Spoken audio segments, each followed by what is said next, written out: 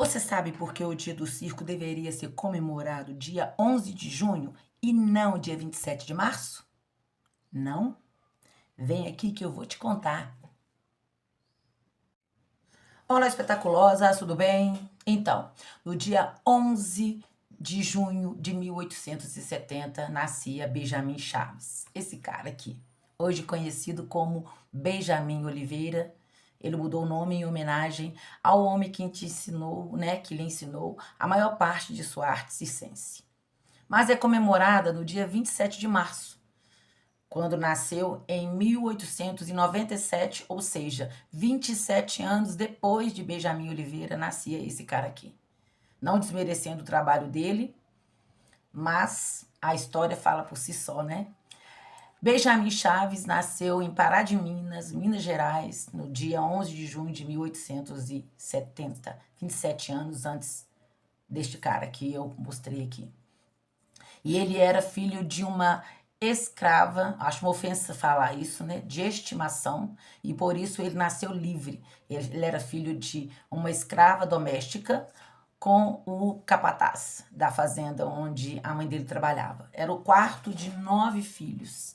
E por ele sofrer muita violência do pai, o pai era muito violento, batia muito, ele fugiu aos 12 anos com o primeiro circo, né? A primeira trupe que apareceu na vida dele, na cidade. E aí começa a trajetória do Benjamin Oliveira, que deixou seu nome Benjamin Chaves anos depois, né, para trás.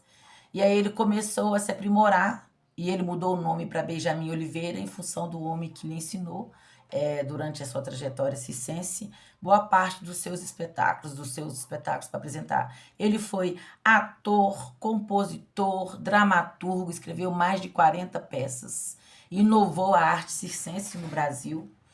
Ele pintava o rosto de branco para não sofrer tanto preconceito por ser um homem negro, né?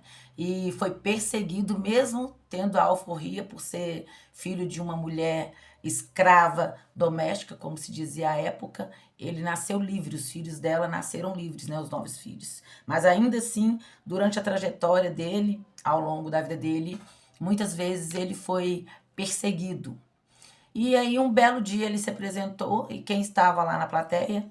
O então presidente Marechal Floriano Peixoto. E ele ficou encantado com o talento do Benjamin Oliveira e deu para ele 5.000 réis, que para a época era uma grana preta.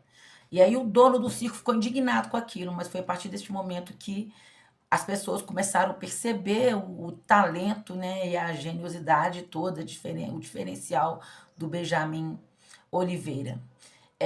E apesar desse legado todo, eu percebo que pouco se fala, né, nessa personalidade.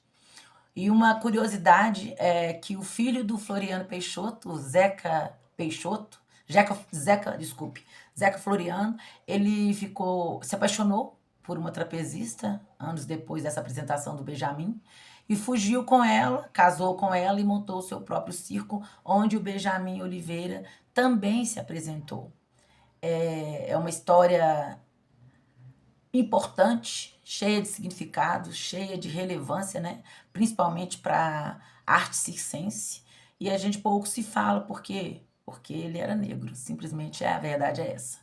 Então é um trabalho que eu trago sempre para os meus alunos, tanto da educação infantil quanto do fundamental. Eu resumi bastante a história aqui, mas você pode pesquisar lá no meu site, clica no link da bio, que tem uma matéria sobre ele, e de lá você já é direcionado para outras matérias, outros artigos sobre a história desse cara relevante, fundamental para a arte. O cara era multiartista, cantor, compositor, acrobata, ator, dançarino e, além de tudo, ainda gravou 6 discos com as músicas da época que se chamavam modinhas, lundus e cançonetas. E, além de tudo, ainda dirigiu a própria companhia. Então, o cara tem um legado maravilhoso, deve ser lembrado, ser sempre falado sobre ele, sobre o trabalho dele, sobre a relevância do que ele deixou para as próximas gerações. Tem anos que eu trabalho com os meus alunos, espero que você comece a trabalhar com os seus. Beijos espetaculosos!